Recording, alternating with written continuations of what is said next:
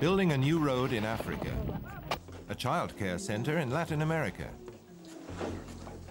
A vegetable nursery in the Middle East. A pump for a well in Asia. 4 scenes in 4 parts of the world with something in common.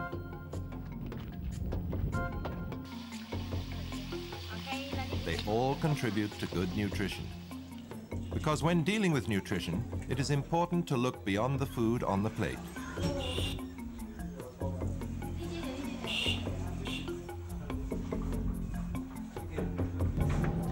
The purpose of this presentation is to introduce a common-sense approach to developing effective and sustainable nutrition programs that is recommended by the Food and Agriculture Organization of the United Nations.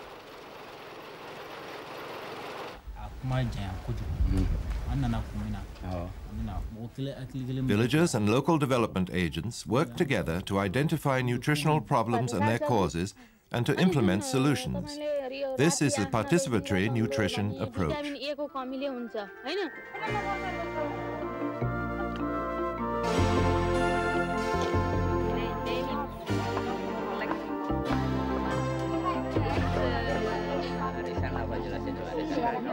Good nutrition affects more than the health of individuals. It also affects the health of a nation's economy.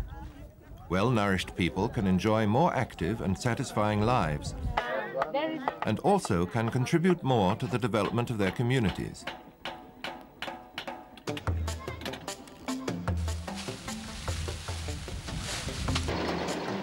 In order to reach this ideal of human well-being and economic growth, it is first necessary to understand all of the variables that can contribute to good nutrition. What do you eat? How do you cook it? Do you produce it yourself? Can you store it? Are you ever short of food? Do you buy food? Where is the market? Is there enough fuel wood to cook the food properly? Who cares for children while you are working? Is there health care in your village? Do you have enough water? The list goes on, but its point is to show how much more there is to nutrition than taking in calories. In order to be well nourished, people need year-round access to a variety of foods, which they need to produce themselves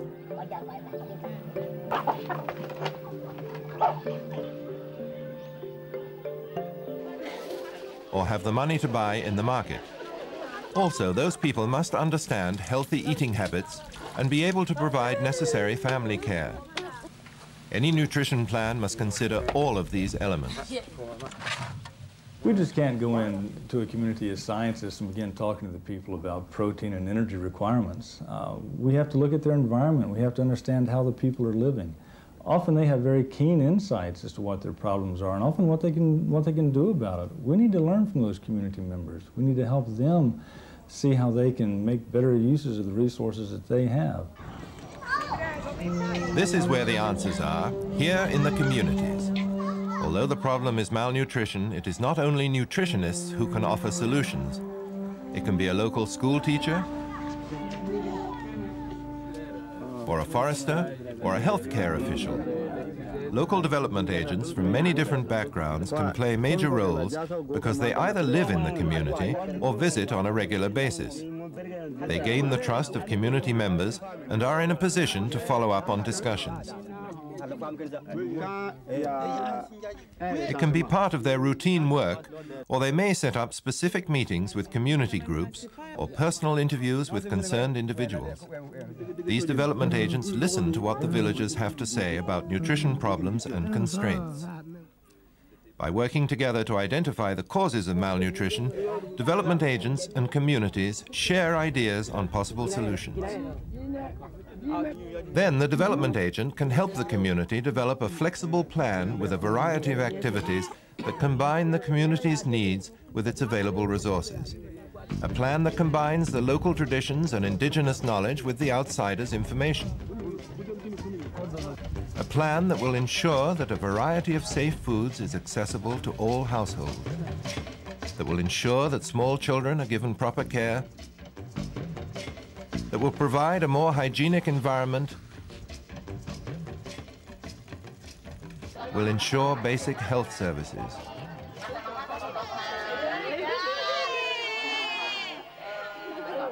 and that will provide villages with relevant information on food and nutrition. While working to develop this plan, development agents also gain a better understanding of how they can contribute through their own routine activities.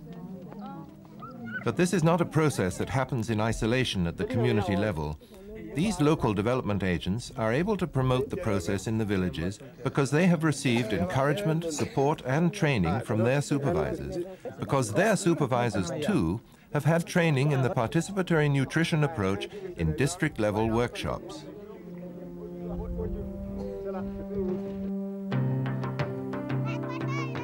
This is Nepal, but it could be anywhere in the world. These participants have just arrived for a district workshop in the participatory nutrition approach.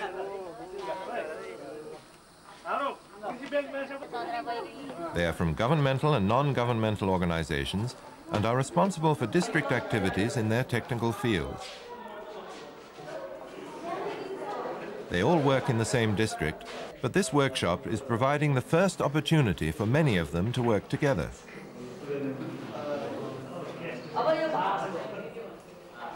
While they are in the workshop, they will learn how to assess a community's nutritional problems and constraints, but they will also develop a broader understanding of the work of their fellow participants and learn how it all fits together, how all development activities can contribute to nutritional well-being. During the 3 days they are together, a facilitator leads them through a problem-solving process which draws on their experiences and generates results which they can use immediately in their daily work. They start with a discussion of nutritional problems in their district and determine which local households are the most at risk.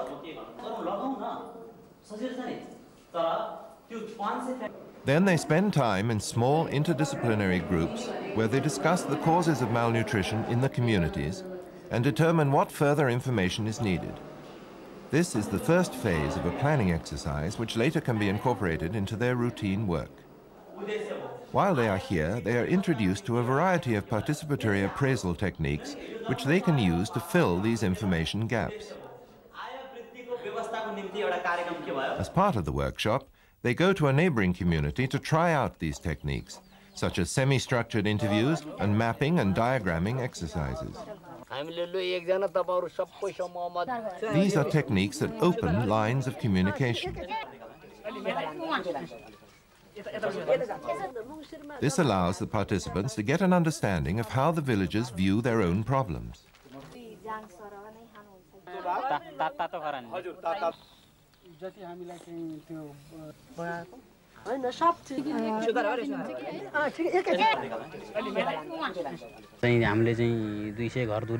This participant is assistant veterinarian at the district veterinary office. He says the participatory approach to planning allows community members to set their own priorities based on their actual needs. The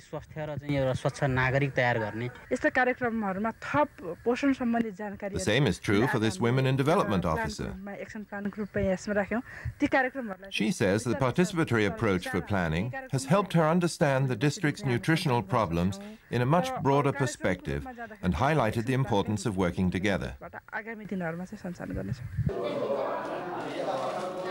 After their field visit, the participants get back together and share their experience. They resume their work in small groups to finalize the planning exercise, discussing solutions and selecting indicators for each of the problems identified. Finally, all disciplines work together to design a plan of action to improve household food security and nutrition in their district. This planning officer is from the district department office. He says the participatory approach leads to more realistic planning. He says the joint action plan for nutrition developed by the workshop participants will be incorporated into the district's plan for the next fiscal year. But this workshop is just a beginning. As we saw, these participants, who all hold responsible positions at the district level, are now able to pass on what they've learned to the development agents who work at the community level.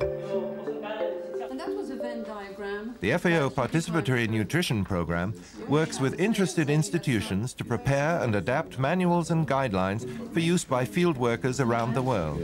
These are examples that have been developed in communities. This one is developed from Kenya, and it just shows the... It also assists member states in organizing in-service training programs at district level by providing technical assistance to an appropriate national or sub-regional training institution. And a variety of institutions that have contact with the community. Not only is this participatory approach a realistic tool for improving household food security and nutrition, it can also be used for other purposes. Actually, what we have found out is that nutrition constitutes quite a good entry point to community development in general. Everybody agrees you have to improve nutrition. And as obtaining food is such a difficult problem for most poor people all around the world, they are likely to participate actively in this process, especially the women who play a key role all along the food chain. And because nutrition brings together many sectors, such as health, agriculture, or education, participatory nutrition can lead to increased coordination at field level, which can be instrumental in the decentralization process adopted by most governments. To improve nutrition, you need food, health, and appropriate information. So for us, improving nutrition is the first step of poverty alleviation and sustainable human development. When participatory methods are used throughout the process and a dialogue is established between the development institutions and the community, the proposed solutions are not textbook solutions, but solutions based on what has been seen, what has been discussed, and what has been decided between the villagers who need help